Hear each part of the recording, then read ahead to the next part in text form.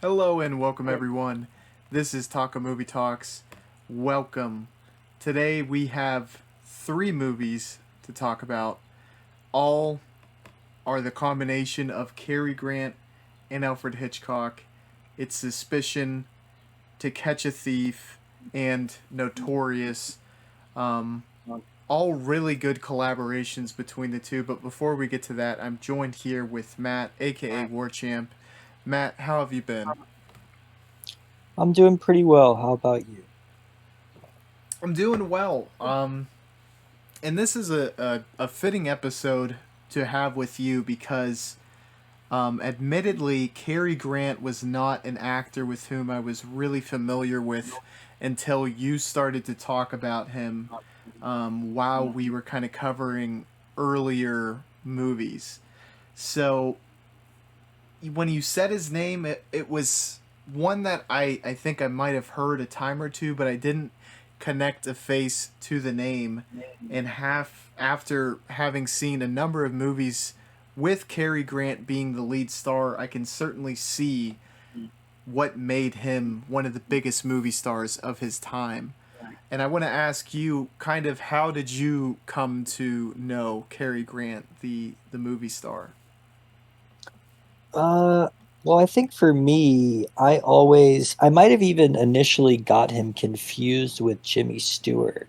I think just because of how both of them are kind of similar and in their acting styles and even in their appearance. And uh, so for me, it was when I started getting into older movies, like ones directed by Howard Hawks, and I saw movies like Bringing Up Baby, where he was pretty funny and witty, and movies like His Girl Friday.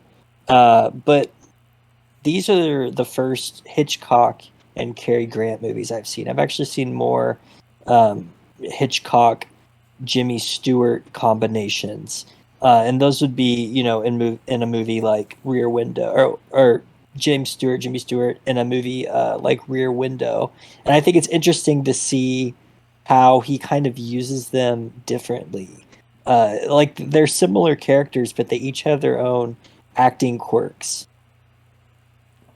I completely agree with the entire sentiment in that this is it's a very distinct time period for movie stars because it is their look and their cadence seem to be the most important aspects and that might sound kind of strange or maybe even obvious for viewers because those are two of the very few aspects that you can really bring to the stage when you're acting, but the cadence stays consistent with a James Stewart and a Cary Grant from movie to movie, where these characters are kind of the example of like Tom Cruise is generally Tom Cruise just put into different situations. The same can kind of be said for a Cary Grant, a James Stewart, because they bring a lot of the same factors into every movie they star in.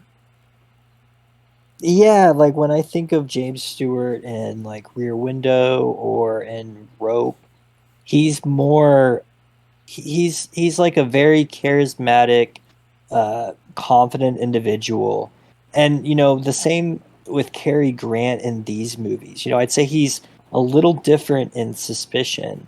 He's a little more of a con artist, but in the other ones, he kind of leans more into his like screwball comedy type of character where he is kind of playing the same type of person like you were saying in all his films. He's a little bit, in To Catch a Thief and Notorious, he's a little bit silly, but he's also really charismatic. Yes, and in a just about every single film that I've seen with Cary Grant at this point, he has this magnetism that's very hard to define for me, but it would be, I think, what a lot of people would call that it factor, where he has the presence of an absolute star. And it's really crazy to see through different decades him still possess that same characteristic, because you would think that would be something that maybe you grow into in as your career progresses, but it seems like even relatively early in his career he possessed that magnetism on screen. Yeah, it's like the camera likes him, like people will say that about certain actors. It's like when the camera is on them, they kind of dominate the screen, or there's just something that's like some sort of magical aura that makes you want to look at them more. He's obviously objectively an attractive person, but I think it's also just his voice and the way he pronounces his words, especially in the movies. It just comes across as it's just very engaging. Like I think of him in that movie Bringing Up Baby, and also His Girl Friday, and he's funny in those, and it's a different type of sense of humor, obviously, since these are like 40s films compared to today. That it's a lot more clean type of humor, but I still find it funny and engaging. It's not as laugh out loud funny, but it's this kind of like radiating like attractiveness and like happiness he just like puts out into the screen that makes it fun to watch. I absolutely agree. And this is a bit of a side tangent, but I want to bring it up just because I feel like it is worth mentioning. He feels like not only the prototype, the prototypical leading man. On top of that, though, I want to say he seems like the blueprint for what directors, or like the first people to bring James Bond to screen. I feel like they looked at Cary Grant and said, "We want to try to emulate this." And I don't know if I'm the only one. Do you see any of that as well, Matt? Yeah, I think the two actors that come to mind would be Cary Grant and James Stewart, both of them, because they both just have that like confident, cool, collected type of charm to them, and just give if you were to make them less silly and way more stern and serious, I think they would have played James Bond perfectly. And someone like Robert De Niro in that movie Casino seems to strike me as he was really studying maybe a Cary Grant type character, if you've ever seen that movie. I haven't yet. It's definitely high on my watch list, but to your point about that is you rarely see on screen a Cary Grant type anymore, and I don't know. I'm definitely not lack of talent. A lot of leading men now, or like very prolific leading men, will dive into characters in a way that differentiates them a lot from a Cary Grant or a James Stewart. And some of the people I'm thinking about, De Niro is definitely one. How he's kind of been able to dive into different characters, but one of the bigger names is Daniel Day Lewis, and then another one who I really like is Philip Seymour Hoffman. It just seems like I don't know, the movie industry for whatever reason has semi moved away from that. Um, and I do know Tom Cruise would maybe be one of the last examples who has done very, very well for himself. But why do you think that is the case, or do you think that I might be wrong in that assumption? Yeah, that's a tough one, because I think of the people that are left that I think of everyone, or I think of the actors that they'll say, oh, so and so's in this movie, which makes me want to go see it. I think of Tom Cruise; they just came out with Mission Impossible. I'm thinking, Harrison Ford in that new Indiana Jones movie, but Mm. he's the type of actor that it wouldn't go against your point, because he became that type of leading man a very long time ago, playing Han Solo in Star Wars and other things like that. But when I think of a lot of the big movies that are out now, the superhero movies, A24 movies are big. There's not, I can't think of a lot of the biggest movies that have had big actors, or like leading characters such as like, Al Pacino and all the ones you mentioned. I feel like that might be dying out, and or maybe we're just, forgetting about some of these people. Like I can think of Robert Pattinson, but Hmm. he's not the same. He doesn't have the same type of he doesn't play that character like a Robert De Niro, Al Pacino, Cary Grant type character. If you know what I'm trying to get at. Oh, I completely agree with you. Because I think Pattinson has almost intentionally made it a point to take roles where he could kind of play very colorful characters that are a lot different than maybe who he is in real life. For example, like some of the parts that I really enjoyed were kind of he was just a part of the cast, wasn't the leading man, but had these kind of movie stealing characters. And one of them is The Devil All the Time, which has Tom Holland in it and is kind of an ensemble cast that's on Netflix. And the other one is, I think it's called The King. It has Timothy Chalamet, and he plays a small role where he's a French prince. And both like really colorful, kind of off the wall roles that he does very well in. And it felt kind of like they were statement acts by him. I don't know if you've seen either of those two. Let me know if you have. No, I haven't, but it's funny you mentioned those two other actors you mentioned, Tom Holland and Timothy Chalamet, or like the two young actors I can think of that are famous specifically for movies right now. I was thinking that to myself as I was speaking, and they do seem to have been heavily invested in.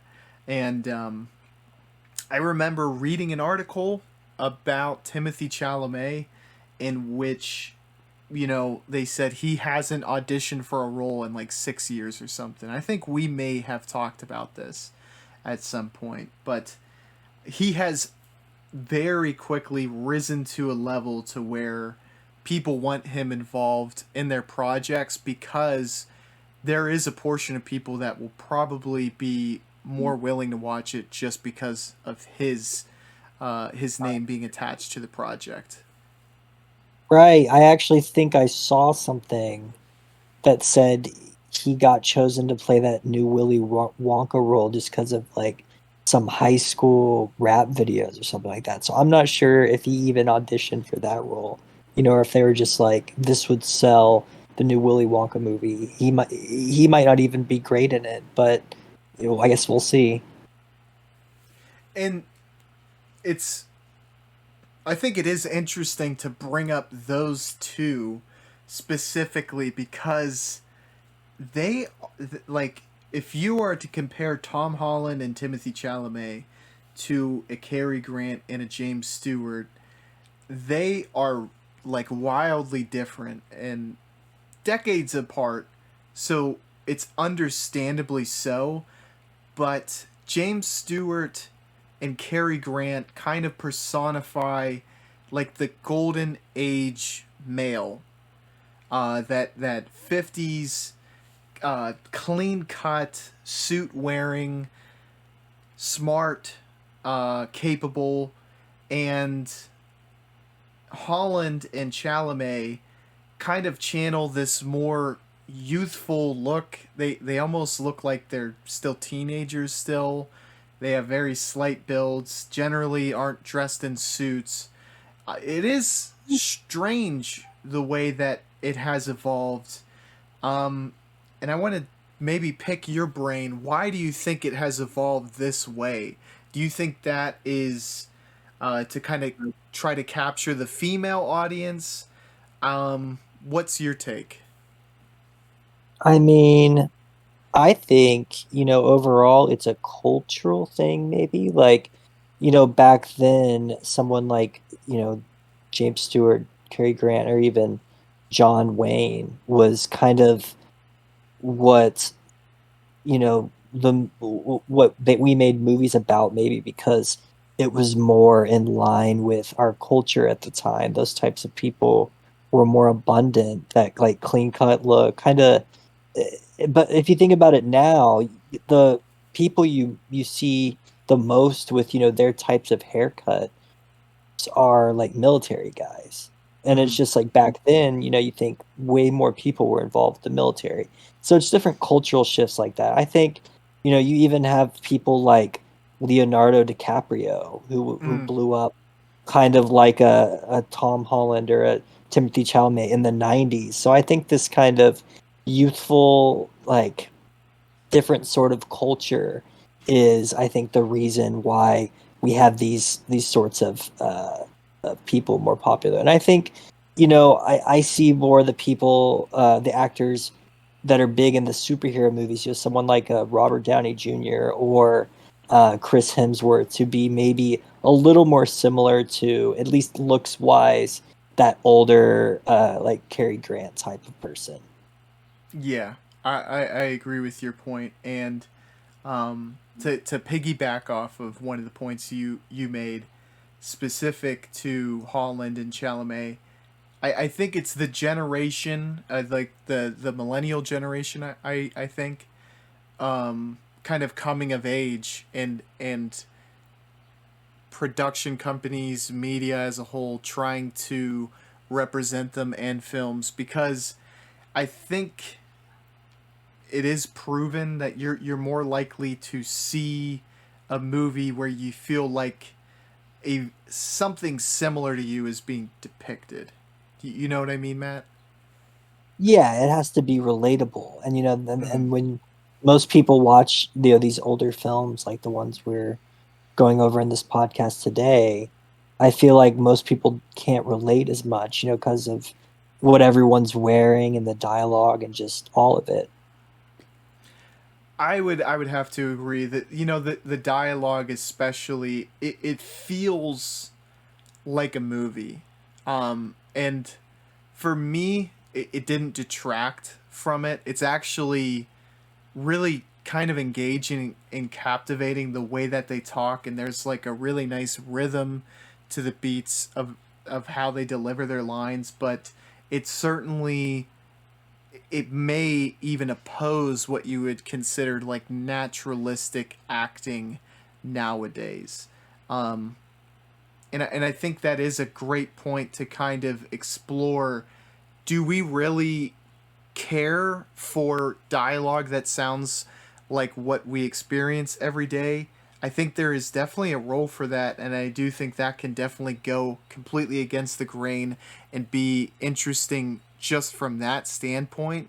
But the way that they talk in all of the movies that we're going to cover, it has the rhythm that just feels like something different than what you're exposed to every day, and I think that is what captures you. Yeah, yeah, yeah. The point I have on this aspect is I think it was more like a play back then, and I think people were more used to going to theater shows and plays, and I still think even today, I don't really go to live action plays, but I would assume that if you do, they would be saying their lines maybe a little more like Cary Grant does.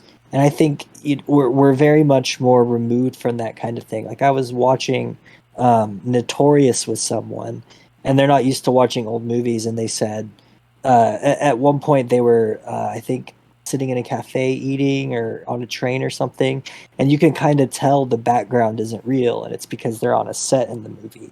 And it's just like most people nowadays aren't used to that at all. It looks really fake. People are more used to natural looking movies where it looks like they're in the real setting, and people are talking more realistically rather than that old like play type dialogue.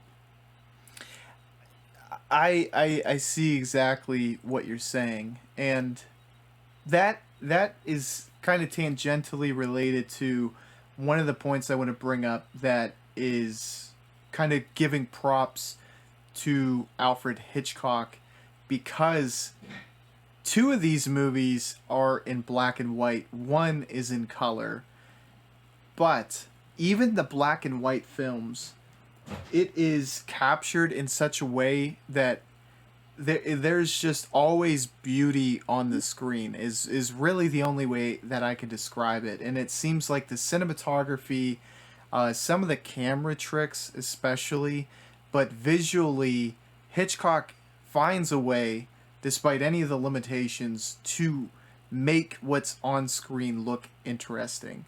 And once he does get color in To Catch a Thief, and a lot of the other movies that he has done, which are masterpieces that are also in color, it just feels like he was one of the first to truly bring color to the medium, if that makes sense. So basically, what I'm trying to say as a whole is his filmography is amongst the most beautiful of any director that I've ever seen. I would have to agree with you on that. I mean, I think of like my favorite or the best looking 50s color movies, and I think like his movies, like Vertigo, Rear Window, even Rope, and To Catch a Thief. And I also think Douglas Sirk is another one, specifically from the 50s, where I think I'm pretty sure they're using um, Technicolor or CinemaScope or something like that here. Uh, and as we talked about a lot in the past, I think we both love the way that looks. But yeah, he's very good at at at the costume design, the color, everything.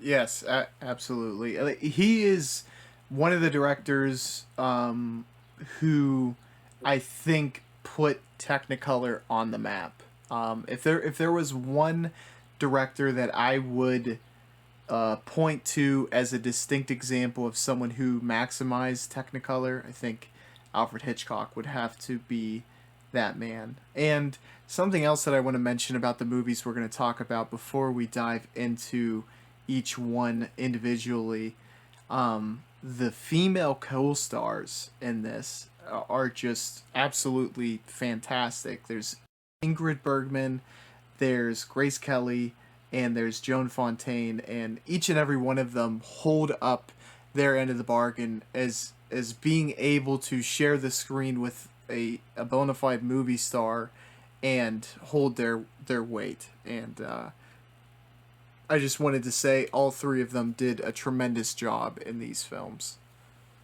Yeah, yeah, and I've seen like Rear Window is probably my favorite Hitchcock movie, but I would say even for that movie, well, the female co-star does play a big part, but I felt like they were a little more important in these ones we watched. Like I even felt like in Suspicion, Joan Fontaine, is that how you say her name? I think she felt to me like more the main character actually. I agree with that. Yeah, in that like everything about that movie was just slightly different than what you come to expect from a Cary Grant film, in that he wasn't like the absolute main character.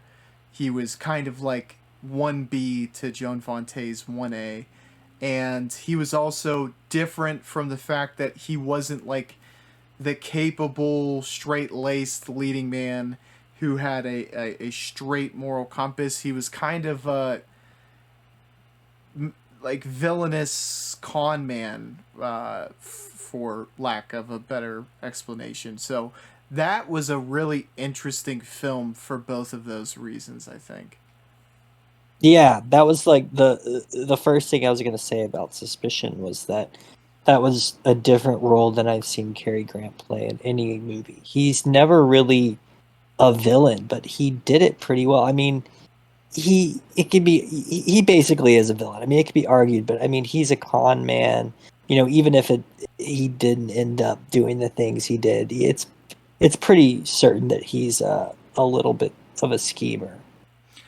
And the thing that I absolutely love, like his skill set, if you are to lay everything that he's really good, his line delivery, the way he presents himself, that does align really well with a con man because and even in today's day and age, which is definitely vastly different from the 1940s, that is still kind of the stereotype of someone who's trying to get one over on you. Is they try to present themselves and both in speech and in appearance as kind of being better than they actually are, so that you're more likely to believe whatever they're selling.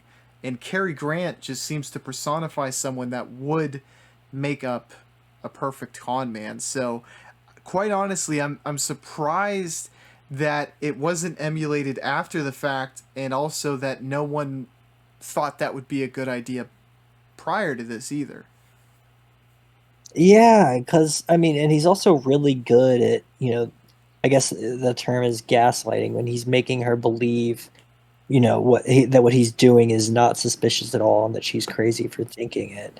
But yeah, I would think, before I watched this, I never really considered it, but after I finished, I was like, he would be perfect in, a con man role. Maybe he'd be a little too silly to be like a serious mobster, but his whole charm and the way he's kind of witty, I mean, you see it in Notorious when he's kind of being tricky with the Nazi villain.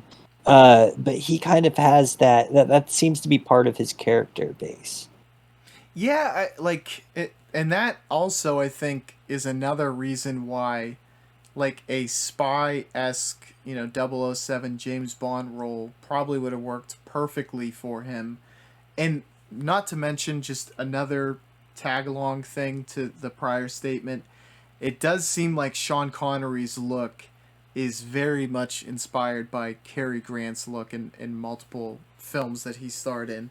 But aside from that, he plays the role perfectly, which is different than what he normally plays. But it seems like his skill set works very well into that. And Fontaine, as the leading role, is able to be that lightning rod for the audience to empathize with, and to kind of look at what Cary Grant's doing in a negative light, which all came together very well for this movie. Yeah, I really liked her character. At first, I like the first, I'd say, third of the movie, you really don't know exactly what's happening. You just see they're falling in love. Nothing's really that out of the ordinary until that one scene with his friend. What's his name? Like Beaky, I think. Mm-hmm. Uh, his partner is telling him about how if you ask about, I forget what it was, ask about something, and he knows he's gonna spit out a lie. Oh, it was ask him about where the chairs went, and then you see him, just make up an entire story, and she believes it, and that's kind of for me when the movie shifts gears into his seeing Cary Grant's con acts and his like business schemes and frauds. Which I think is brilliant in a way, because I think it takes the audience through the paces of what it would be like to fall for someone like that.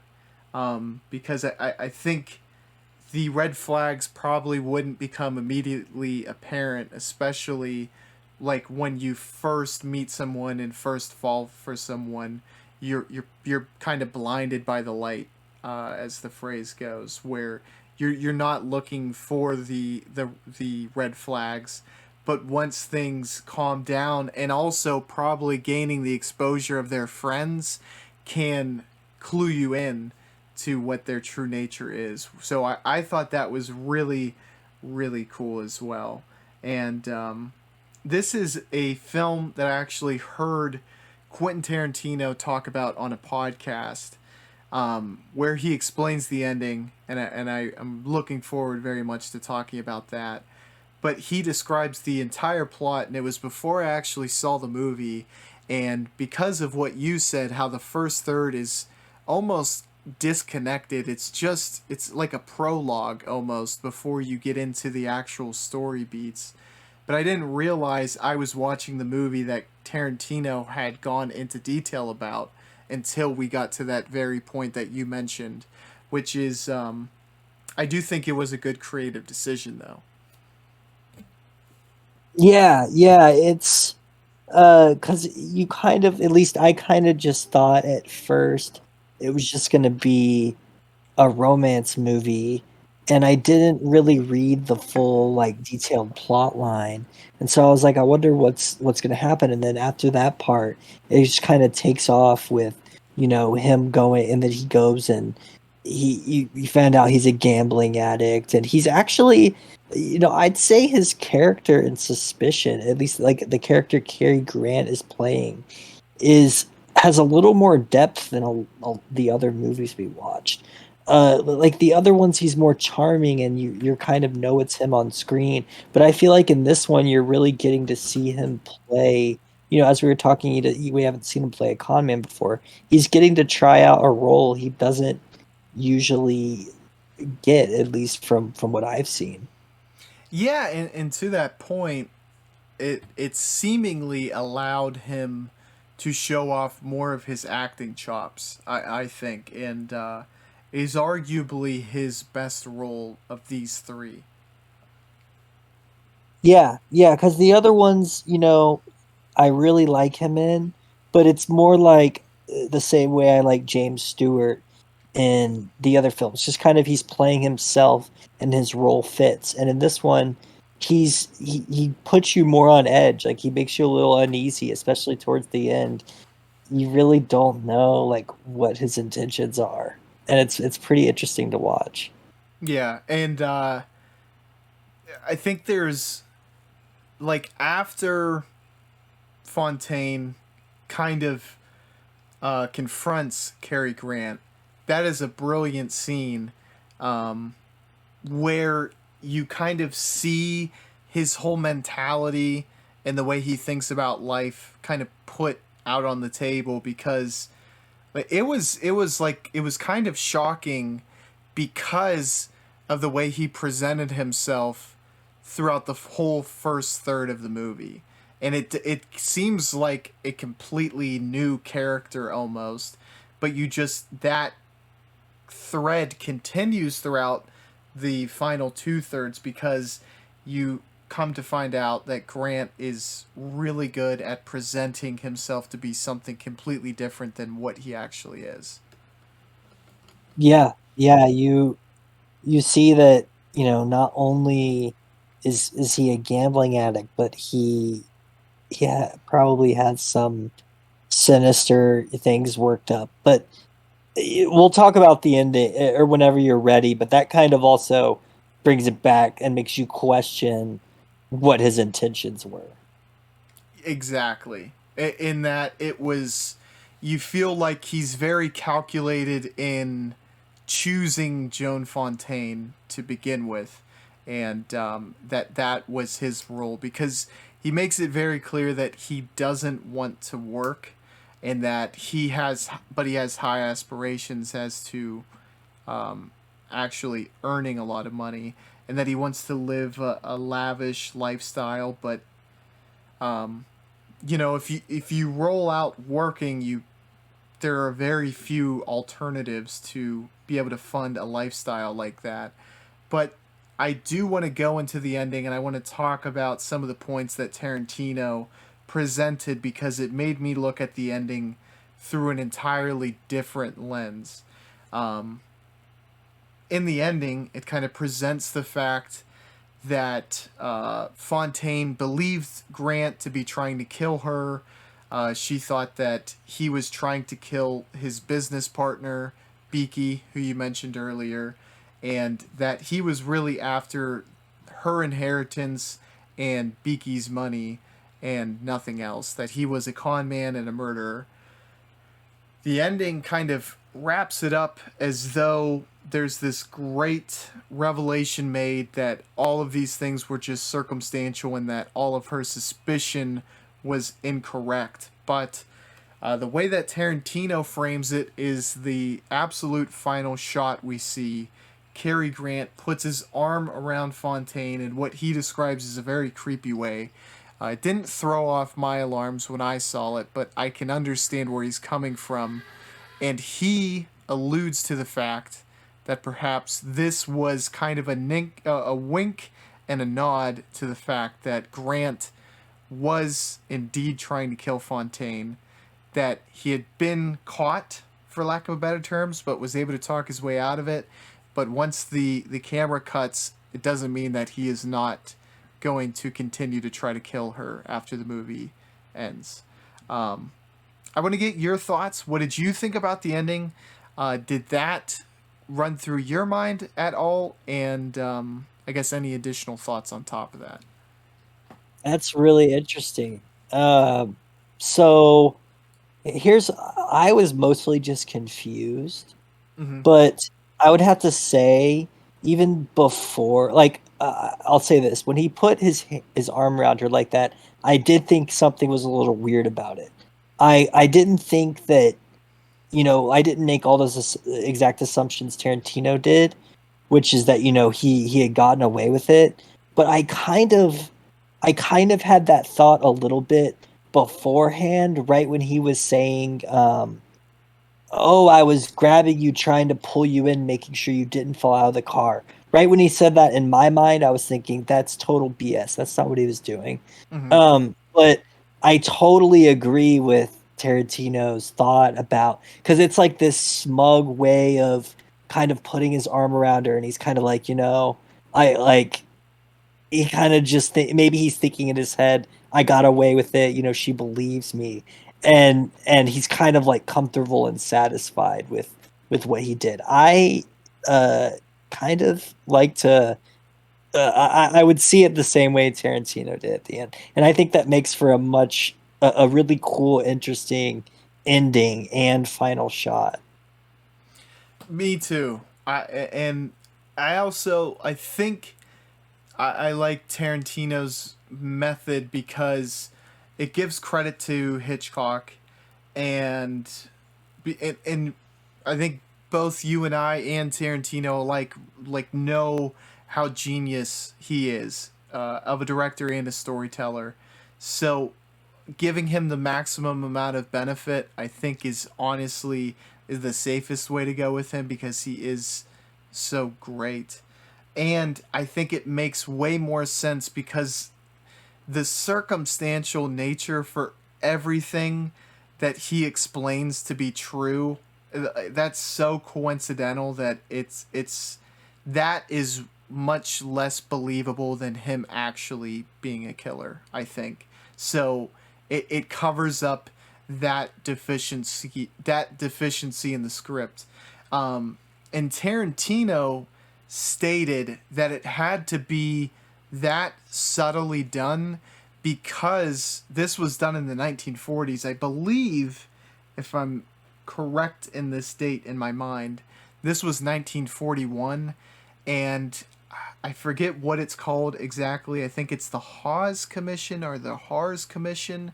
But what they were was they commissioned movies, and there was a movie code in which you couldn't really do movies about serial killers or murderers. So they could not outwardly say, yes, Cary Grant is a murderer. He murdered his best friend and he was trying to kill his wife. They had to kind of do it tongue in cheek for it to get past the censors. Okay, I've heard of that committee, but I don't know the details. But I would guess that you're right on that. I do think that is so. It is like it's almost unimaginable, Matt. Like how movies had to kind of toe the line with that. When you think of movies now, and we were just talking about one of the movies I recently saw, Enter the Void, which I think both of us greatly appreciate.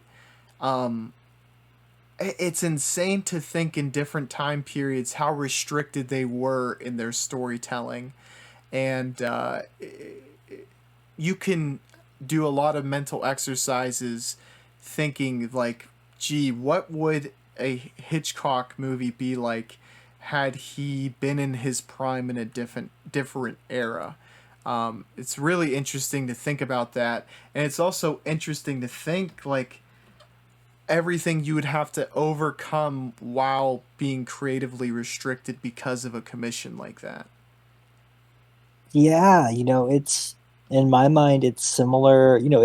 It's similar to the way movies and music too kind of were restricted by their technical abilities also. So you kind of had to make do with what you had, creatively, like these old cameras they had. In a similar way, they were like culturally restricted.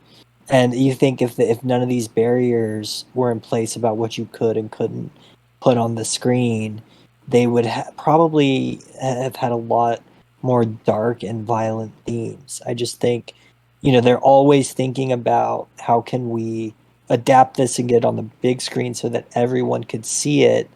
And then, back then they didn't even have things like directors. I mean, maybe they did have director's cuts, but it wasn't like people had, DVDs in the 40s and 50s with director's cut edition on it where the director kind of could keep the extra violent or like sexual things that he wanted in there that he couldn't show at the theater. You don't get any of that. You just get the one package that has to abide by all the codes. I think a lot of things didn't get said that would have, if that wasn't there. But then you also can find those little gems, like the creative things that the directors do to get around it and subtly say what they want to, kind of like, what he did in this movie with that, with secretly trying to say he was a serial killer without making it explicit. Yeah, and like to your point, considering like director's cuts and everything, it's interesting to think about. And I feel like I've heard this from people who are from that era, not the '40s, because I mean they would be really old now, like in their 80s, even if they were just born in the '40s. But anywho, it was like a lot of movies. If you didn't see it in theater, you missed your chance, and you have to wonder like very limited television access in the '40s. Probably very limited channels. For a lot of people, you only really had three channels. Um, and you have to wonder how often were they playing movies on those channels? Like, I feel like honestly, this was an era where if you were a movie fan, you had to be an enthusiast of going to the theater, and that was really the only way you'd have to see it at that point, which is so wildly different from our culture now. Yeah, it's, in my mind, it's more about proximity. I think the people that lived next to the theater back then, or a theater, it was just like they had access. So those might have been the people that got more into it. Nowadays, you can get into anything on the internet, any little niche or culture, or you can get into movie making, acting. You can just watch a ton of movies. That's kind of stuff was probably only available back then if you happened to, be born and grow up in a community where there were a lot of actors or there was like a big nearby theater. Yeah, and to kind of go into your point, I feel like it was like a cultured thing, or like a hip thing too. I think it was probably like city centers were generally like people who lived in major cities were probably like the main theater enthusiasts, and if you were very culturally with it, like what you would consider like the hip people in those time periods were probably the ones who would go out to those attractions. If I had to guess, but I don't even know. I wonder if it, was like culturally just something the run of the mill people would do. I definitely think it's certainly changed now to where it's not considered nearly the sophistic medium as it might have been in the 1940s. If you know what I'm trying to say, Matt, where now it's like blockbusters have kind of cannibalized such a large pocket of the movie making market to where you know you get everything from your average they get the bulk of consumers, all of the average consumers, to go out to see these large attractions, these superhero movies, these reboots, sequels, what have you. Whereas back then it was these unique original stories that people would go to see because maybe they're familiar with the director, the actor, all of these things we've talked much in detail about in the evolution of film, but I do think that is a deeper part of it. What are your thoughts? Well, on kind of on your point, I just was talking about this yesterday with someone, how the current Barbie and Oppenheimer thing, just that whole like everything about it, people talking about it, the memes, videos, whatever. Like that is the biggest kind of movie promo I want to say for both movies that I've seen in like a very long time. Like it seems like people are like really excited to go out to the theater. They're like like the shows or the movies are sold out everywhere. Like if you look and you try and book like to go see the Barbie movie, which personally I want to go see Oppenheimer more. Mm-hmm. But if you go to look at those, they're like sold out right now. Like people are really excited about going to see them. I just think that's really cool. And I obviously back then there wasn't, the internet didn't hype movies up.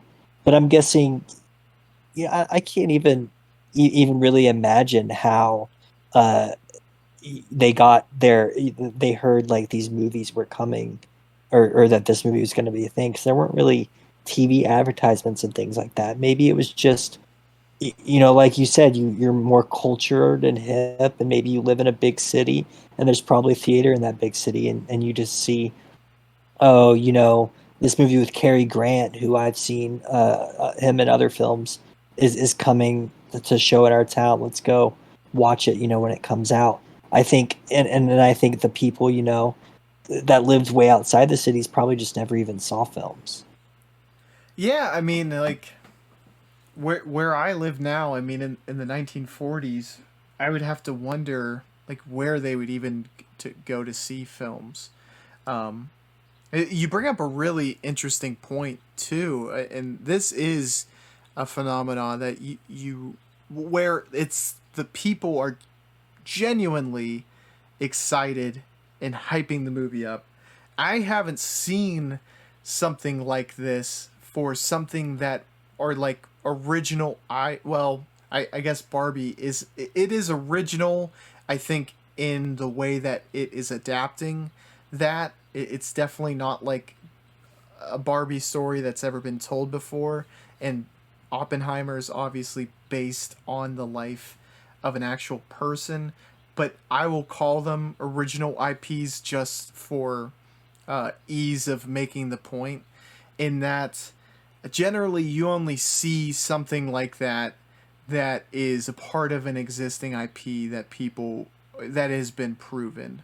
So, like Avatar, Top Gun Maverick, those definitely got their hype, and the Marvel Avengers movies obviously got their hype. But this is something really special, and on top of that, it's unique to see two movies of that status come out the same date, which is crazy. And I'm gonna talk about Christopher Nolan just because I'm not familiar with Greta Gerwig's filmography as much, and I do intend to change that, especially once I do see Barbie. But I want to bring him up specifically because he is a director who I think bridges the gap, the time period gap, kind of, where I was talking about, people kind of like these mainstream movies that are not to criticize, but maybe more easily digestible. Uh, Nolan seems to be able to bring the goods as far as creating a blockbuster, yes, but two, also connecting to deeper films that you generally see with more artistic auteurs, art house type directors. He is kind of a hybrid of sorts, and I don't know very many other directors quite like him who have been able to kind of connect with both sides of the aisle, the mainstream consumer and also the cinephiles as well. Yeah, he is, he was basically my favorite director before, he still is one of my favorite directors, but I'd say he was my favorite one before I really got watched a ton of movies. And that's mostly because, when I didn't know there were other directors that were like him, I guess the best way to put it. Like I just thought, there was the big superhero movies, the big blockbusters, which are popular for everyone. But then that kind of cool, like, thriller type aspect he has in all of his movies, intense aspect that I really enjoyed. I just didn't see other movies in theaters that were like that. So, I feel like when you get into a lot of people that get into movies, that's kind of like their first favorite director because he could really appeal to a wide audience and also, like you said, the people really into movies. And I think the other director I really think of like that would be modern day would be Villeneuve, however you say his name. And then I think an all-time classic one that just he seems to be loved by everyone, movie lovers and people who just kind of like movies, is Stanley Kubrick. Mm, absolutely, yeah. Kubrick is looked at as a genius and was able to really be able to. I think a lot of his movies are kind of hidden gems that you actually have to want to see. Like they're great, but I like some aren't as mainstream popular, but some are like cultural phenomena where during that time period a lot of people would have definitely seen them, and then all these young people as they come up seek them out. Like a Space Odyssey, 2001: A Space Odyssey. Obviously, a lot of people are going to just seek out because of its reputation. I feel like Full Metal Jacket is another one. Eyes Wide Shut, another, and The Shining, maybe even most popular amongst all of those.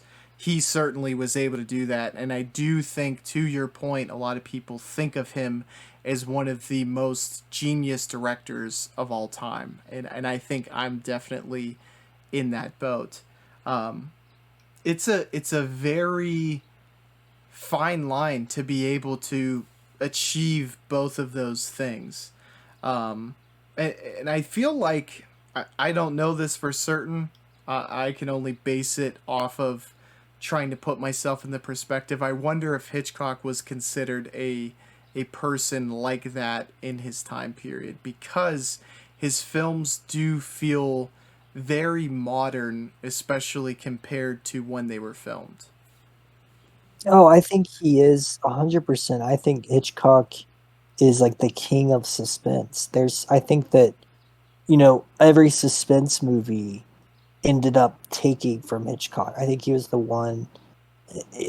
I think he is the type of director that you can be like, you can show someone Rear Window and tell them, this is going to be an old movie, but I can almost guarantee you'll still enjoy it. And I bet most people would. I agree. For me, the litmus test on that is my girlfriend. If she can enjoy it and it's an older movie, then I know for sure it kind of crosses the bounds because a lot of older movies will just immediately not be of interest to her, but Rear Window was one that she still remembers and will bring up, or if I ever bring it up in conversation, she'll say, "Oh, that was the one where, he's stuck in the building," and she still remembers it, almost a year after watching it. But um, I do find that to be with both Kubrick and Hitchcock, how like the lives of those movies, how evergreen they are, the ability that these 50s and 60s movies that were made feel relevant now and they haven't aged at all. The ability for them to just make classic movies is it's not something that gets appreciated until well after they've been made, but um, I feel like we're in the perfect time period to say yes. I mean, these movies are without a doubt bona fide classics. Yeah, I mean, they stand the test of time, and especially the fact that, the movies we're discussing today aren't even close to his most popular ones. Like we got like The Birds, Vertigo, Psycho, Rear Window, Dial M for Murder. Those were all, known much more than these, and these are still like really, really good movies. I completely agree. The one thing that I've began to understand about Hitchcock is that he is probably just as famous for his consistency as his high notes as well. Because I started out probably like many with his greatest hits and was, understandably blown away by them, but it made me want to watch more and more of his films. And I think I'm a little over 10 films of his that I've seen now and have come to realize that, I mean, he is consistently good. Like he has a very deep filmography. I'm sure there's some duds in there. If any, anytime you take 50 shots, some of them are bound to miss. But from the ones I've seen so far, I mean, to have 10 movies that are, very good to great to masterpiece level is impressive. Some people go their entire career without even making 10 movies, let alone 10 great movies. And I can say Hitchcock has made, 10 great movies, without a doubt. Matt, Yeah. let me ask you, do you have any additional thoughts you want to discuss on this one? Suspicion? No, no, I think we covered everything. Alrighty, I'll let you give your rating first, and then I'll do mine. Yeah, see, I initially rated it 3.5, and that was because, I thought the first part that we talked about was kind of like a prologue. I was kind of getting bored, and then it did pick up and it got better. It got really good. And so I kind of wanted to switch it to a 4, but I'm not really sure. So my rating is in between there. Um, Not really sure where I'm going to land on in the end. I, funnily enough, I'm basically exactly where you're at. On Letterbox, I gave it a 3.5, but for pretty much the same exact reasons. The first third really didn't grip me, and talking about it with you, I understand why it was important to the story. Partially, I understand that, and I also think Tarantino's uh, the way he kind of reframed the ending for me doesn't it makes it a movie that isn't really spoiled either by the ending. And I do think without Tarantino's piece, this would be probably closer to a 3 than a 4. But I am just so in between 3.5 and a 4. I have trouble giving it a 3.5 just because there are those aspects with Cary Grant that are tremendous, and I do want to give it credit for that. But right now, I've landed on a 3.5. Though I do feel there are aspects to this film that push it closer to kind of in between than anything. Yeah, I think we're probably on the same page with that. The next movie I'd like to discuss is Notorious.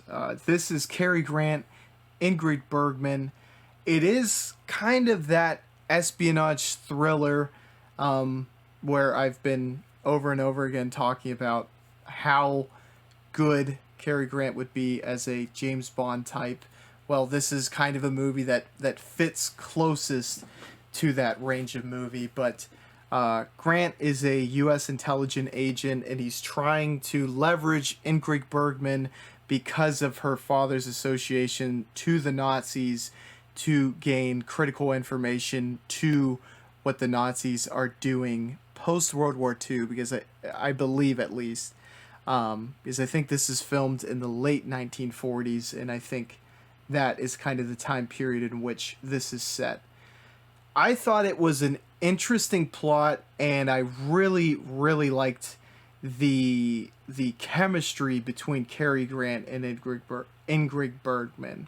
Um, Obviously, you didn't get to see that as much in Suspicion because you really get the first third is where they're falling in love and then they have chemistry, but from there on out, it is they're almost opposing uh parties, whereas this one they're put in a situation that is seemingly pulling them apart, but their chemistry is continuously pulling them back together.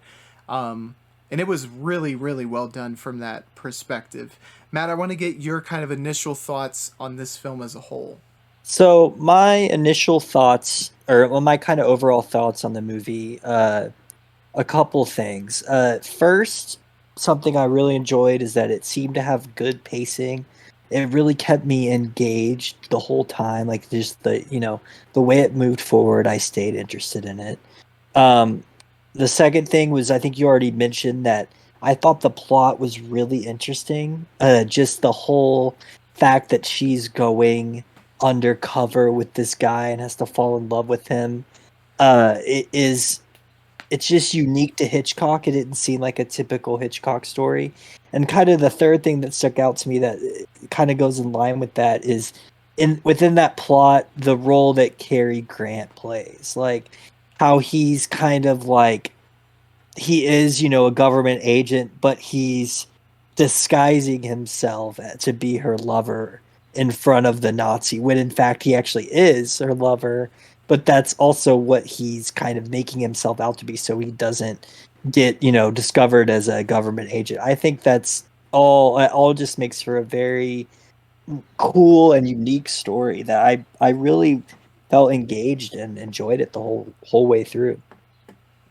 Yeah, I completely agree that aspect. It all felt very well written from that standpoint, and I think it's another role that Cary Grant's skill set naturally lends itself to, and I also think that like Ingrid Bergman, she might have stole the show as far as I'm concerned. I thought she played the like from the beginning. She kind of plays a character who is like going through like a traumatic period of their life, kind of in a downward spiral of sorts, and then she finds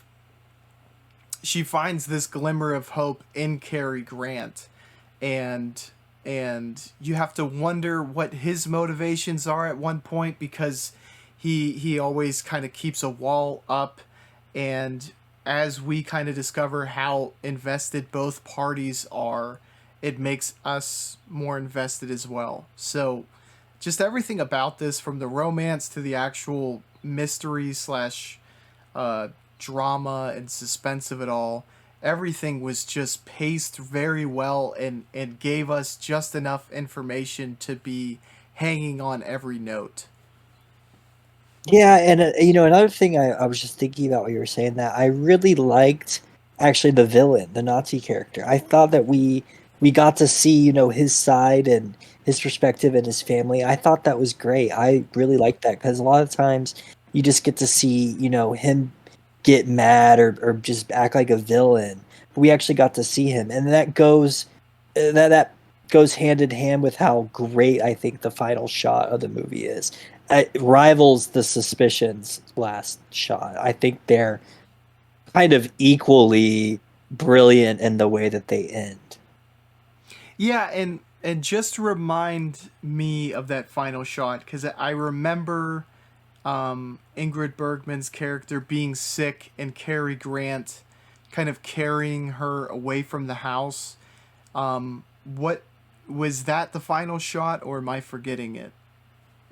No, okay, so it's a little better. So he's taking her out, and you remember how the guy's friends are there, his Nazi friends, and he's like, if they realize that she's working for the government, they're gonna straight up kill him right then and there. Mm, So he's sneaky, he's kind of like trying to get her out and he's getting the Nazis help to let them out, and he's telling his friends, "Oh no, it's just okay, they're sick."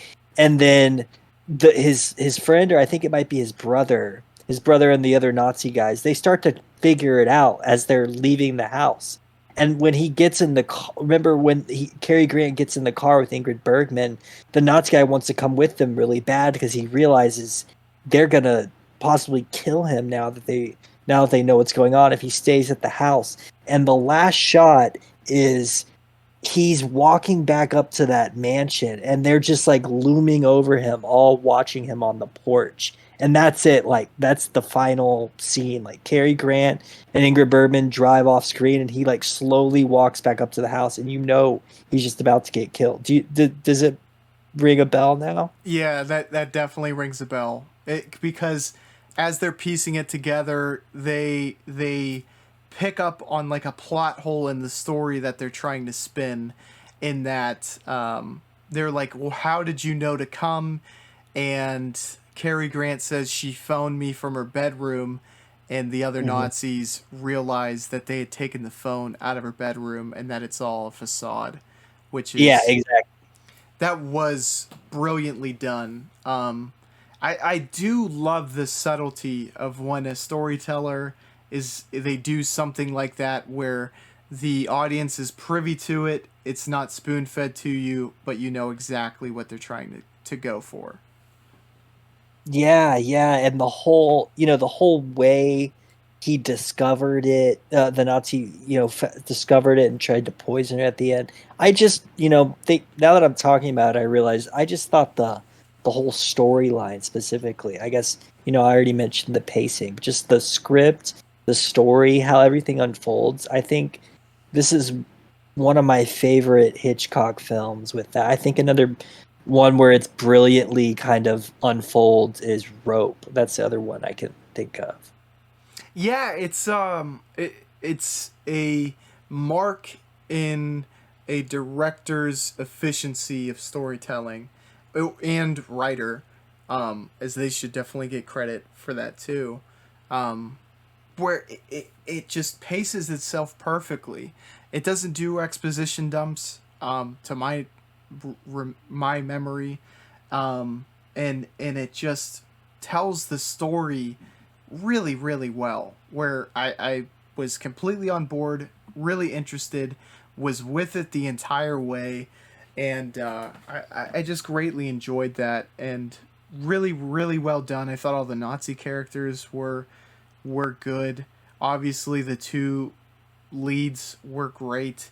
Um, there was and the one aspect that I really want to highlight is there are some I guess camera tricks is what I'll call them, and the distinct ones that I remember that I was really really impressed with were camera tricks done to give us the perspective of Ingrid Bergman's character when she was poisoned, and how her vision was going out and how everything became distorted and she felt like she was falling. That was spectacularly done. And to think of the time period in which that was done makes it all the more impressive because it's able to perfectly get across what it is trying to deliver. Um, it kind of blew me away to think that that was done in the 40s. Yeah, I remember that part. And the part I liked about that is how you kind of see, part of the camera trick was you kind of saw their shadows still looming in the background. Mm-hmm. Yeah, I wonder, they did. I don't think they had effects and stuff like that on their cameras back then, and they were really huge camera sets. So that kind of thing was, a lot harder to pull off than today. I think almost anyone could pull, just like adding a filter in, some kind of studio program. Yeah, I mean that could probably all be done in the editing bay, as you're saying. But yeah, back then, how they executed that, I really don't know. I feel like it might have had to be done like putting the camera out of focus and actually manipulating the camera to capture that. And I'm sure it was really difficult. And it it reminded me of a quote that I had heard from Orson Welles.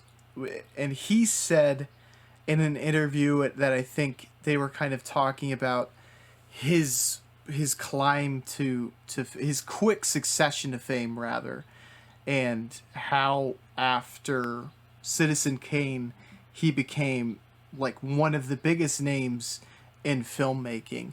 And he said one of the reasons he was able to be so good, for lack of a better phrase, is that he didn't understand the limitations that directors of his time period who had a lot of experience knew. So he would say, I want this shot, and the people around him would have to figure out a way to make that shot possible, even though any director who had been in the business for a long time probably would have never thought to do that because they would have thought it impossible, if that makes sense. So the daringness on Orson Welles' part, but also in this circumstance, Hitchcock's part, I think paid off because it allowed them to kind of do groundbreaking things to go for shots that were probably very difficult to capture. Yeah, because the rules and the sets and stuff, there was much more of an established way, of filming movies. I know we talked about this in previous podcasts. Back in these older films, there was very much a way of doing things. And and I remember in our Godard podcast we talked about how Breathless was another movie where they totally changed things up, where he was, if Godard would have said that to, the crew that was probably helping film these Hitchcock movies, they would have been like, what are you talking about? You can't just go film on the street like that. Things like that when people, it's like they're, creating new boundaries. They're expanding what's capable and what's done in movie making. And it always makes for an interesting film, especially looking back and realizing, how that changed stuff, how the camera tricks that Hitchcock was implementing now, inspired other directors and maybe even started a whole movement of people doing camera angles or tricks in certain ways. Which I think is really important to talk about, like, especially right now, because, and I can say this confidently because for a long time I was not familiar with Hitchcock. Besides, I think, Psycho is so much in the mainstream, so much in the zeitgeist that, people are very familiar with that film without maybe even having actually seen it. And for a long time, that was about as acquainted with Hitchcock, the director, as I was. But I think the more you watch of him, the more you begin to appreciate that his stories are generally always great, and that is a large element to what makes him such an iconic director. But there are so many other little aspects that he nails so proficiently, and one of them being camera work that I think has to be praised because it's not generally, I will say, the first thing that comes to mind to people who are just, vaguely familiar with Hitchcock. Yeah, like one thing I noticed he's very good at, in the films we watch, and another one is zooming in on or highlighting or putting into frame or whatever you want to call it, important things that in a way it kind of like makes it a better mystery, makes you think about it more. Like uh the way he would zoom in onto the wine bottles and Notorious, kind of the way Mm-hmm. he focuses on them makes you think, wait a second, that I don't think that's wine in that wine bottle, and then later you find out it isn't. It's that ore.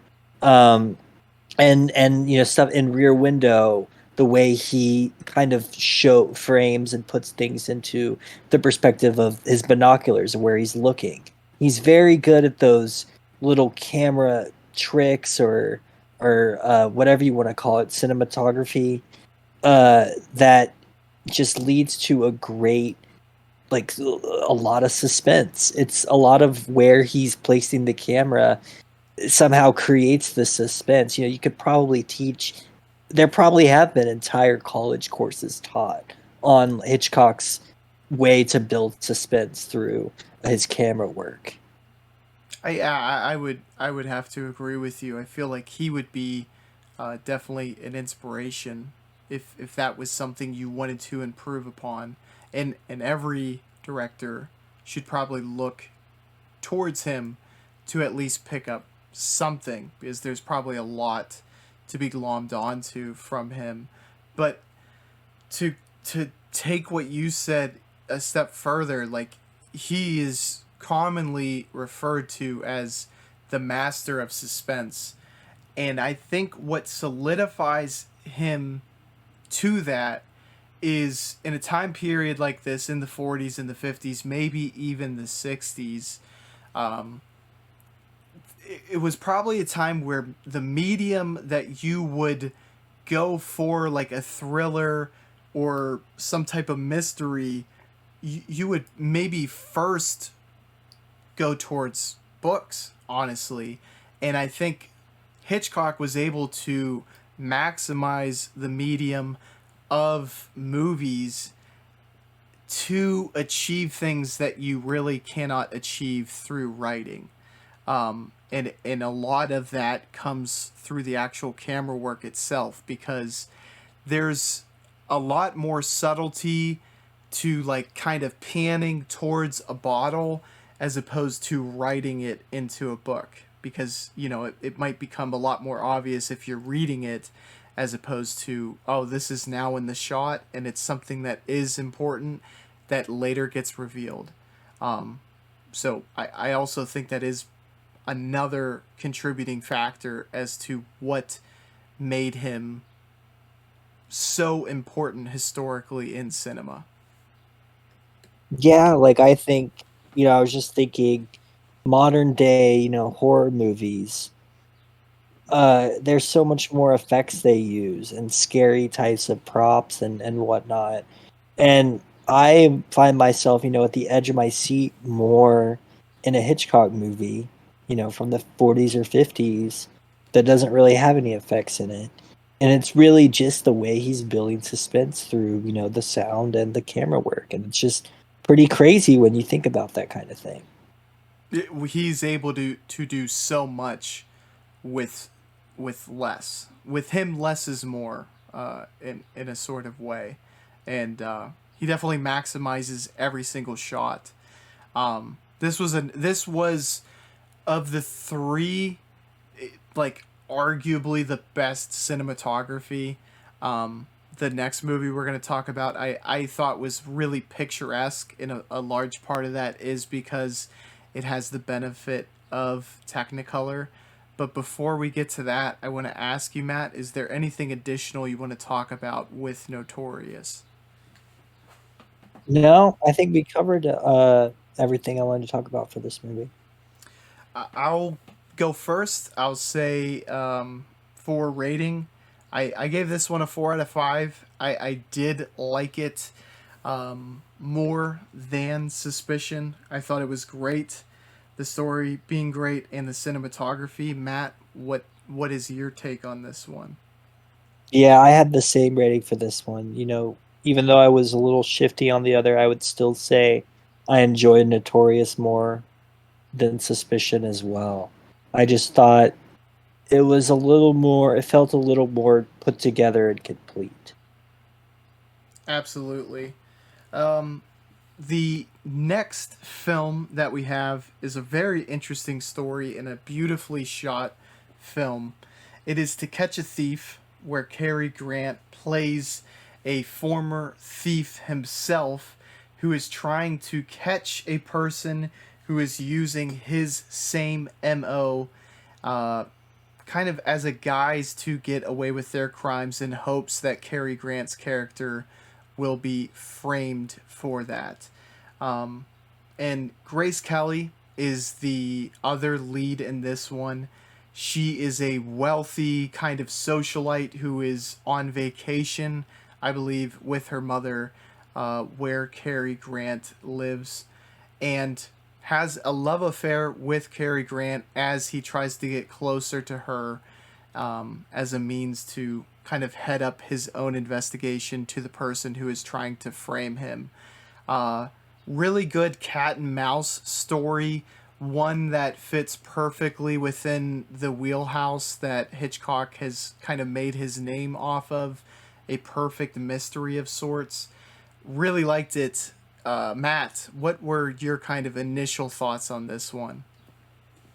Yeah, initial thoughts. You've said it already, but the way the color and Technicolor looks in this just blows honestly every other Hitchcock movie I've seen out of the water. Just because, and I think of like other killer movies, Rear Window, Rope, uh, are a little. I haven't seen North by Northwest. Yeah, it's in color, but they're a little more like the ones I've seen are more contained in a setting. This one you get to see, even though you can tell it's a set. There's more outdoor. They're at where are they in France? I think they're in some really beautiful area by the sea, which makes for a lot of really good shots and really cool cinematography. But in terms of the story, I liked this one a lot too. It felt a little less of an overall thriller and maybe on the edge of your seat is something like Notorious. It was a little more relaxed, but I liked it. It was like an enjoyable, easy, nice watch, and it seemed like everyone in the movie was like a beautiful person too. Oh, and the costumes, like what they Mm, were wearing in the movie, that was another thing that really stood out to me. I completely agree. Again, it's like every time you think you've nailed down like the aspects that Hitchcock does that are great, it's like he's able to throw another one in something that isn't generally associated with his movies being great. Like you said, the costumes were like really damn good, especially at that ending party. Like right before the end of the movie, that was very really cool to see. And also to your point about this being much less contained in comparison to other Hitchcock movies, where you're getting some shots that are like outside of an actual set, like on the beach or whenever they go driving. Those were really cool to see, and it feels like much like how Vertigo kind of does the same thing. Once you kind of break outside of like the one set movies like Rope or Rear Window, to see what he's capable of in a larger sandbox is really impressive.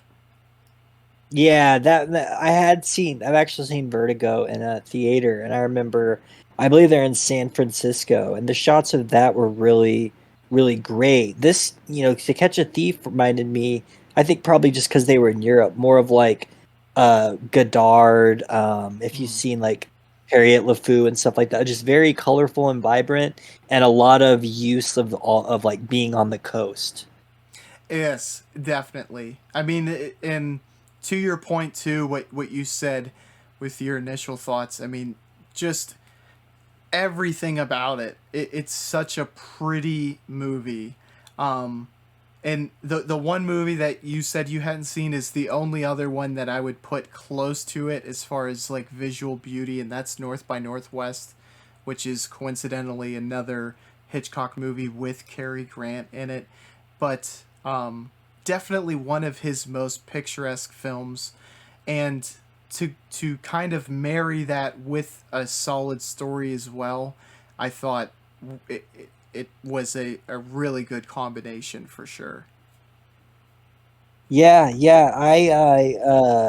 I liked how, this was another, I don't think it was quite as unique as Notorious, but I really thought it was a cool plot. Because in the part of the back, and this is another thing Hitchcock does, is he's always kind of making you question and think. He's done that about Cary Grant's character in all of these. Like, you're not really sure what he's gonna do exactly, in Suspicion, and in Notorious, it was a little more. He was a little more solid of a character, but here you kind of aren't sure, is he setting this all up? Is this some kind of ruse? Like, I was pretty sure he wasn't the one stealing it, but it's one of those things where Hitchcock kind of plays this, the movie kind of plays a trick on you, whereas it goes on, you start to think more and more that maybe he really is the copycat himself. Yeah, exactly. It had me questioning as well. And there's specific scenes where he's casing a building that you just feel like, okay, like you know what the story's telling you, but it also is kind of in a gray area where you don't know if it's trying to mislead you or not. And even when near the end when he's on the roof, you kind of wonder too if he's trying to make an escape or not. It has like a beautiful smoke screen where it could be him trying to capitalize off the fact that someone is trying to be a copycat, and that leaves an opening for him to maybe steal and get away with it once they catch them. It's like, every time you think you have it figured out, it could go the other way and then back the other way.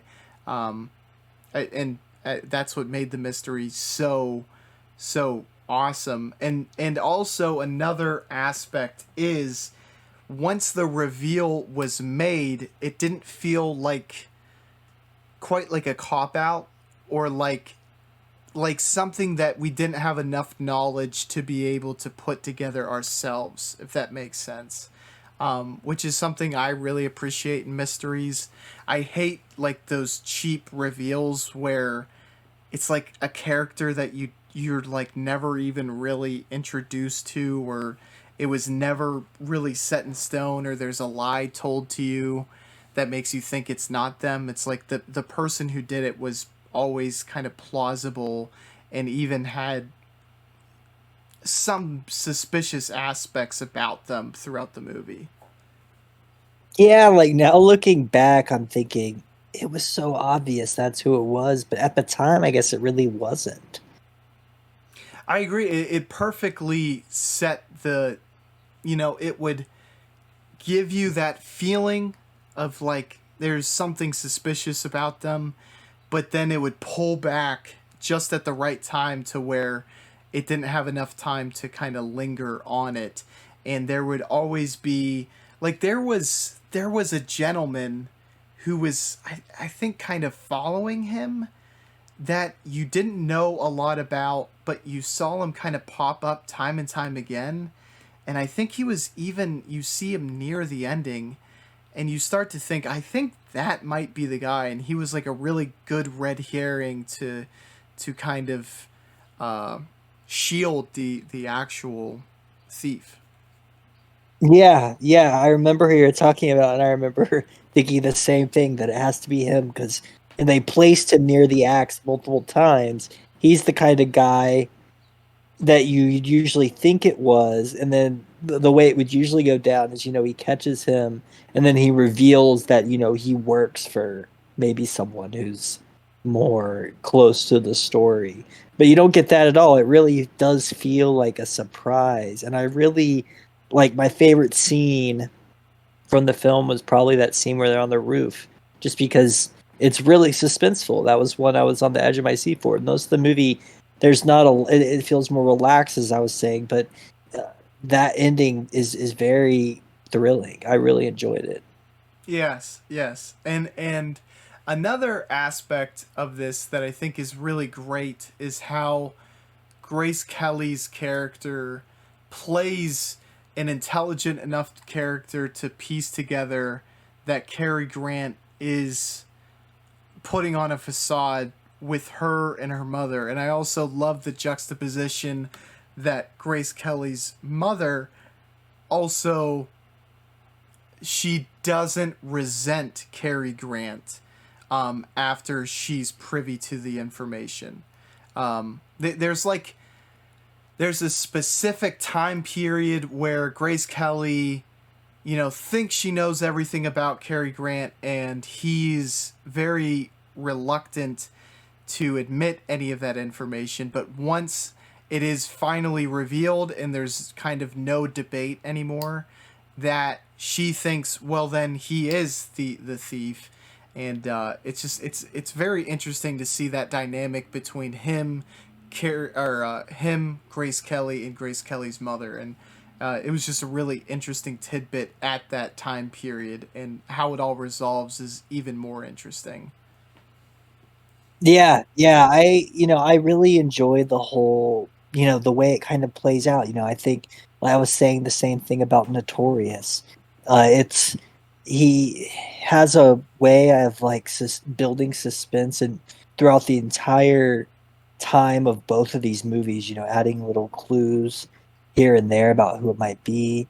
And then like, in this movie more than the others, there's more, sidetracking scenes. You learn more about the characters, and there's that scene where they're all in the ocean, who him, Grace, Cary Grant, Grace Kelly, and then who ends up, and then the other person who ends up being the thief, and they're kind of fighting over Cary Grant's character. I kind of enjoyed that scene. I don't know why.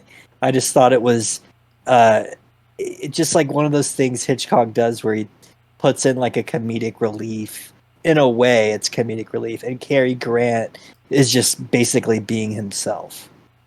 Yeah, it's so, it goes back to one of the points you made at the very beginning of this discussion, which is the way that comedy would present itself during this time period is just, it's so much different than what we're acquainted to now, that it's like it's almost what is old is now new again. So seeing that in this time period, it's so much different than what we're acquainted to, that it works very very well for me as like a fresh viewer of this type of comedy. Yeah, yeah, I like also the actual thief's motivation, and like that she was the person. So kind of to spill the beans, spoiler for this movie, it is a former kind of associate of his, and also who is a daughter of one of his associates, and that he was kind of in a thieving ring in the 40s, who was able to kind of get by with lighter punishment if they agreed to join the resistance against the Nazis. And she was the daughter of one of the people who worked with Cary Grant, who kind of has feelings with for Cary Grant, I think you could say, and wants to kind of knock Grace Kelly off of her spot as his like significant other. But it's strange that she did it, because it all seems like, despite the fact that it put Cary Grant in a very bad situation, it was as though it was trying to kind of pull him out of his hiding, and like her main motivation was because of the way she felt about Cary Grant. Was that the way you read into it as well? yeah. It was very convoluted, and I had to think about it a while for like why she did it. But yeah, that's kind of the same conclusions I came to. And it was interesting how he made her kind of say that stuff in front of everyone when he caught her. Exactly. You would think if there wasn't some affection towards him that she probably would not admit that.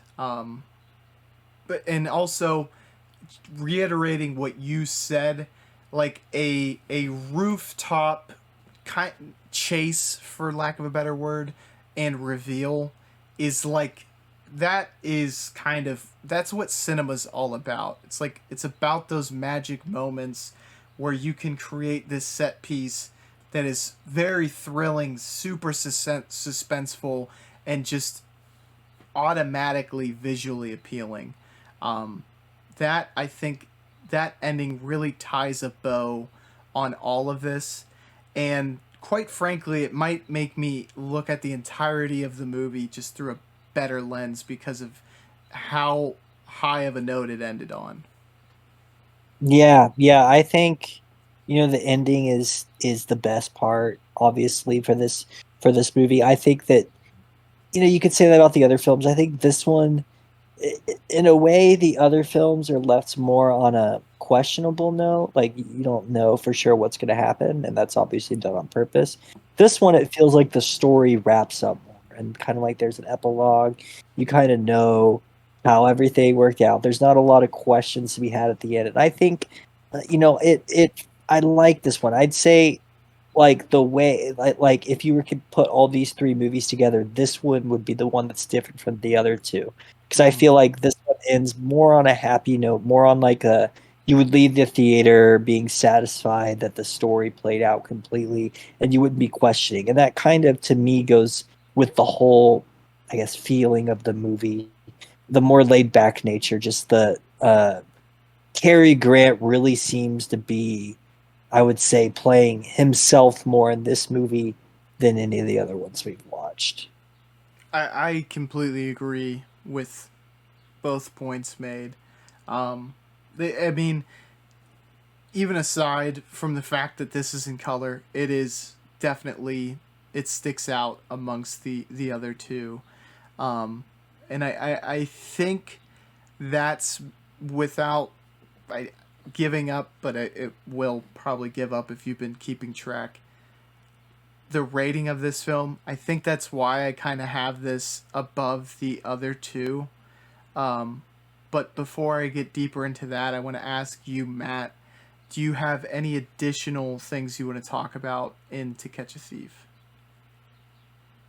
No, I think that the only thing, and I've already said this, is when I was watching it, it felt less similar to his other movies, but in a good way. I enjoyed it.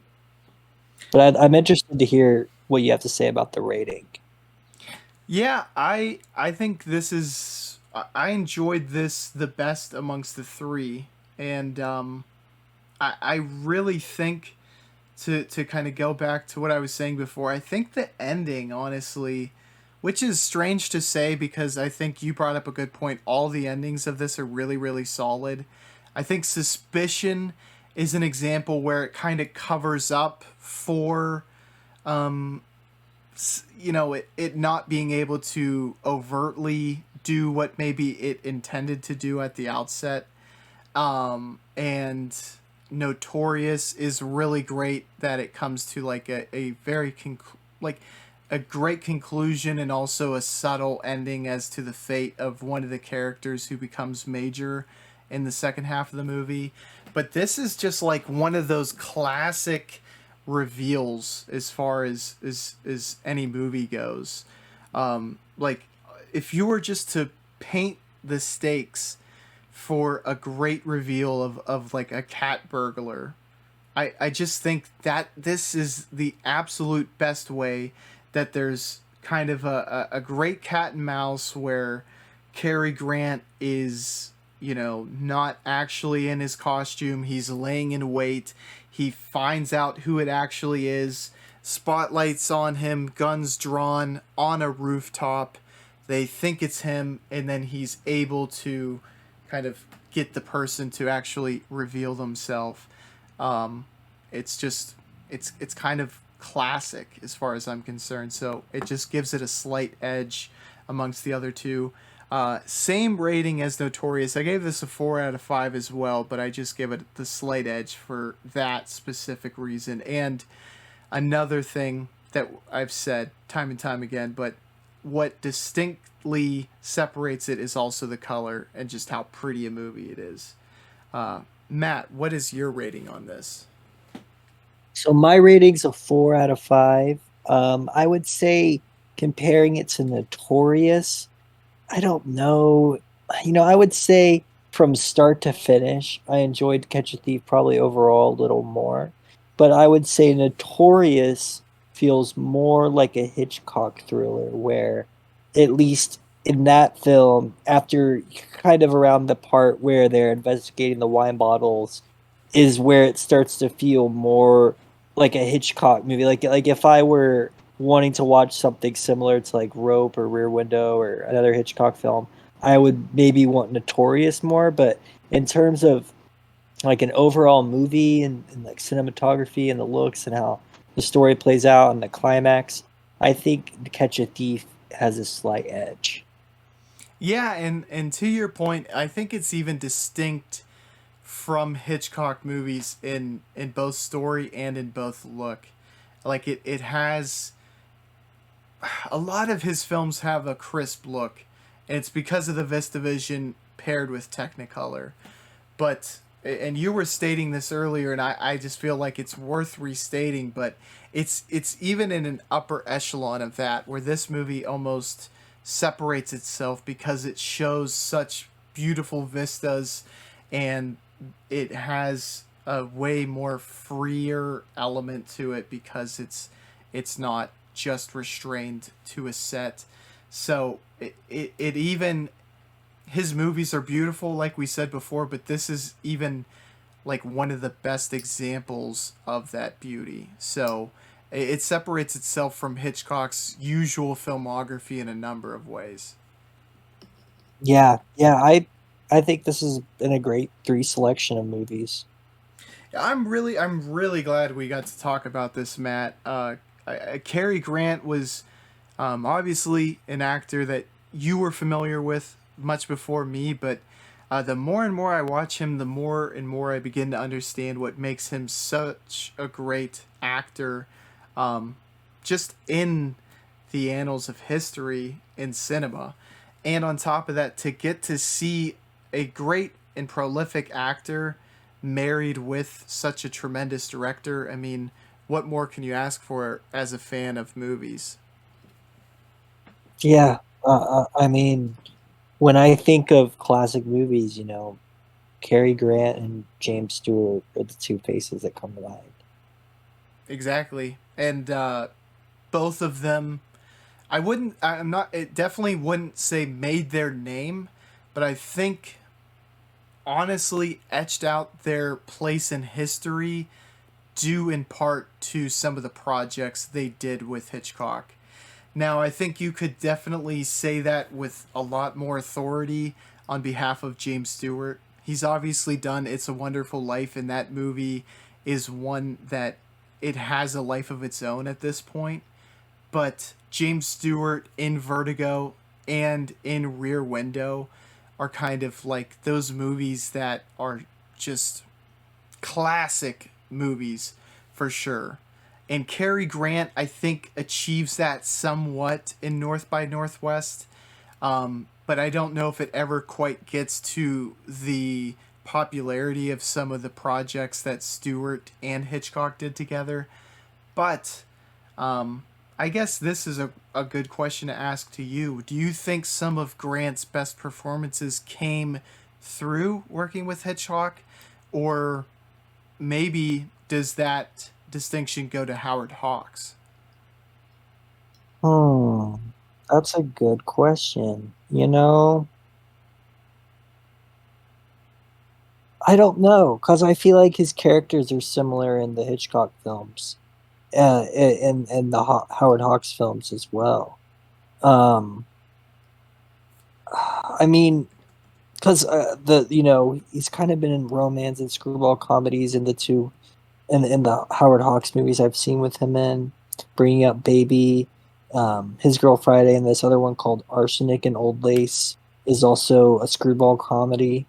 Um, that's tough. It's hard. I really don't think I can say one or the other.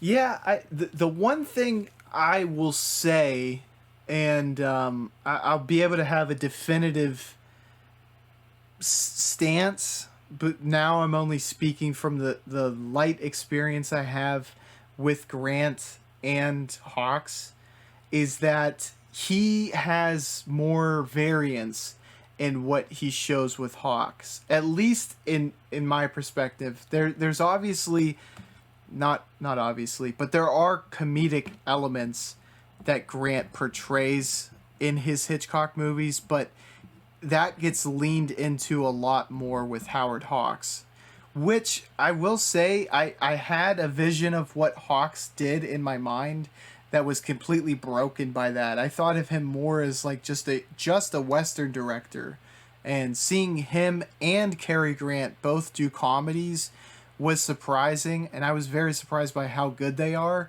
And that's an element that you see a lot more of through his projects with Hawks that you don't see as much with Hitchcock. Though at this station, I can't say which one I like more, but it is interesting to see more of that side that he shows with Hawks. I think actually, now that I think about it, my favorite Cary Grant movie overall, at least with like in terms of liking his acting performance, is this Howard Hawks movie called Only Angels Have Wings. I think you should check that one out because it's not really a screwball comedy like Bringing Up Baby. He is playing, it feels like himself too, but it's different. He's less of a like uh it's hard to explain, but I would just recommend that film. I am definitely, I intend to watch that, and also all of the projects between the two. This has actually been, I think this is the fifth movie, or let me restate. I think Hitchcock has done 5 movies with Cary Grant, and I think, if I'm remembering correctly, I've now watched all 5 of them. So it was really cool to see everything that they did together, and I intend to do the very same thing with the Hawks and Grant movies as well, as they did at least a handful of movies together too. So that's going to be really interesting. And to your point, um, I'm really looking forward to it because not only was I really unaware of that side of both of them, but um, some of their best movies, like some of Hawk's best movies and Grant's best movies, are said to be when they collaborated together. So I'm definitely looking forward to it. Yeah, that would be, a great future episode. It's exciting that you're getting into that. Absolutely. Matt, I just want to say thank you very much for joining me on this episode. This has been super fun. Yeah, I agree. I think it's been a great one. I've enjoyed talking about this. Thank you all for joining us. We will catch you on the flippity floop. Bye, y'all.